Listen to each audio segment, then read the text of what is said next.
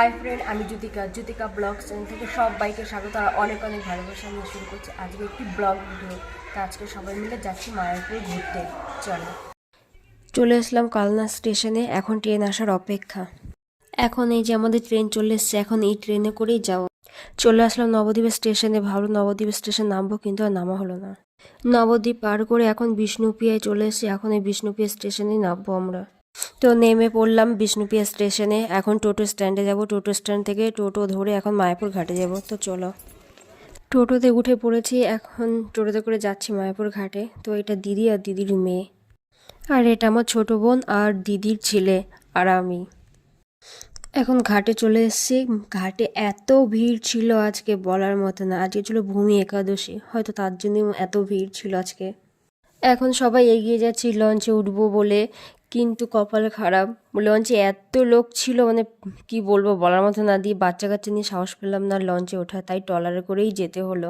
মায়াপুরে এসে আমার খুব ভালো লাগছে আজকে, কারণ অনেক দিন ধরে মায়াপুর আসা হয় না। কি মন হলো আজকে জানিকে চলে আসলাম মায়াপুর ঘুরতে।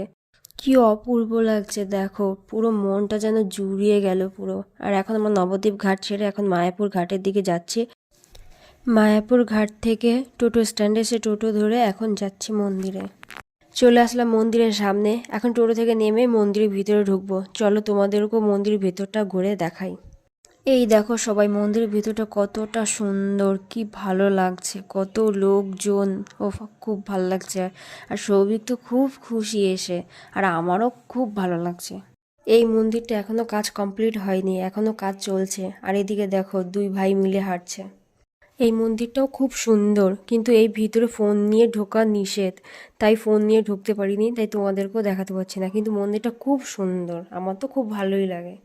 সৌভিক বারবার বলছিল মা মন্দিরের ছাদে চলো। দিয়ে মন্দিরের ভিতরে গেলাম, গিয়ে আধা ঘন্টার মতো ছিলাম ওইখানে। দিয়ে মন্দির থেকে বেরিয়ে এখন যাচ্ছি, চলো ওদিকে যাওয়া যাক। চলে আসলাম অন্নদা ভবনে, এখন এখান থেকে প্রসাদ নেব। চলো ভেতরে যাওয়া যাক। আর এখানে খাওয়া দাওয়ার ব্যবস্থা ভালোই ছিল। আজকের প্রসাদ ছিল খিচুড়ি আর কুমড়োর তরকারি। অন্নদা ভবন থেকে প্রসাদ নিয়ে এখন এসছি আমরা গোশালা দেখতে। চলো তোমাদেরকেও ভিতরটা ঘুরে দেখাই। একসাথে কতগুলো গরু দেখো, সৌভিক তো গরুগুলো দেখে একবার এদিক তাকাচ্ছে একবার ওদিক তাকাচ্ছে, যে একসাথে এতগুলো গরু। সত্যি কথা বলতে আমি কোনোদিন একসাথে এত গরু দেখিনি। তোমাদেরকে একটা গরু দেখাচ্ছি, দেখো গরুটার কত বড় শিং। দেখো এই গরুটার শিংটা কতটা বড়। আইসক্রিম খেয়ে এখন যাবো মন্দিরের ওই দিকটা ঘুরতে। ওইখানে একটা মাঠ আছে, ওই মাঠের ওইখানে আমরা সবাই বসবো। তা চলো। ফুলগুলো দেখতে কতটা সুন্দর লাগছে দেখো সবাই। আমরা ভেবেছিলাম মায়াপুর একটু সকালে সকালেই বেরোবো, কিন্তু সকালে বেরোনো হয়নি, একটু বেলা হয়ে গেছিলো বেরোতে। এর জন্য আমরা কোনো মন্দির দেখতে পাইনি, শুধু একটা মন্দিরই ঘুরেছি, তাতেই আমাদের অনেক বেলা হয়ে গেছে। তো মন্দির এদিকটা একটু ঘুরে নিলাম, দিয়ে এখন বাড়ি যাওয়ার পালা।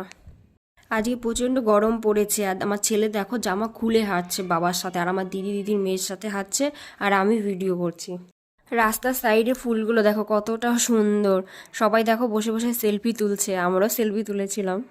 সবাই আমাকে পিছনে ফেলে সবাই সামনে এগিয়ে গেছে, আর আমি একা একা বড়দের মতো হাঁটছি। এটা হচ্ছে মন্দিরের পিছন দিকটা। এখন এদিক দিয়েই বেরোবো মন্দিরের বাইরে। এখন তো বাড়ি যেতে হবে, বেলা হয়ে গেছে, নাহলে বাড়ি যেতে যেতে অনেক রাত হয়ে যাবে। তা মন্দির থেকে বেরিয়ে আসলাম রাস্তায়, এখন দেখলাম একটা দাদা প্যারা নিয়ে দাঁড়িয়ে আছে, এবার প্যারা কিনলাম। দাদা প্যারা মাখাটা খুব ভালো করেছে, খেতে খুব ভালো। অনেক দিনের ইচ্ছে ছিল যে মায়াপুর থেকে একটা শঙ্খ কিনবো, তো এই দাদাটার দোকানে এসে একটা শঙ্খ কিনি চলো। তো শঙ্খর দোকান থেকে শঙ্খ কিনে তারপর আসলাম এই দোকানে, এখন তুলসীর মালা কিনবো। মায়াপুর এসে অথচ তুলসীর মালা কিনবো না, এটা কখনো হয়? তো চলে এলাম আবার মায়াপুর ঘাটে। আর দেখো বিকেলের ভিউটা কতটা সুন্দর লাগছে, সূর্যের সোনালি আলো পড়েছে জলের উপরে, এইটাই হচ্ছে প্রাকৃতিক সৌন্দর্য। তা এখন ট্রলারে উঠে পড়েছি। আজকে মায়াপুর সারাটা দিন খুব ভালো কাটালাম। আর মায়াপুরকে এখন বিদায় জানিয়ে চলে যাচ্ছে এখন নবদ্বীপ ঘাটে, আর ওখান থেকে টোটো করে চলে যাব বিষ্ণুপ্রিয়া স্টেশনে। চলে এসে বিষ্ণুপ্রিয়া স্টেশনে, দেখো বাচ্চাগুলো সারাদিন এত কষ্ট হয়েছে যে হেঁটে আর আসতে পারছে না, এখন শুধু ট্রেন আসার অপেক্ষা। তারপরে সবাই মিলে আসলাম ঘুগনি খেতে। ঘুগনিটা খেতে ভালোই ছিল। এখন ট্রেনের জন্য অপেক্ষা করছি, ট্রেন কখন আসবে। দেখতে দেখতে আমাদের ট্রেনও চলে এসছে, এখন ট্রেনে উঠবো চলো। তা ট্রেনে উঠে পড়েছি সবাই, এখন বাড়ি যাওয়ার অপেক্ষা। আর ভিডিওটি আজকে কেমন হয়েছে সবাই জানিও। আর আজকের ভিডিওটি এখানে শেষ করলাম, টাটা বাই।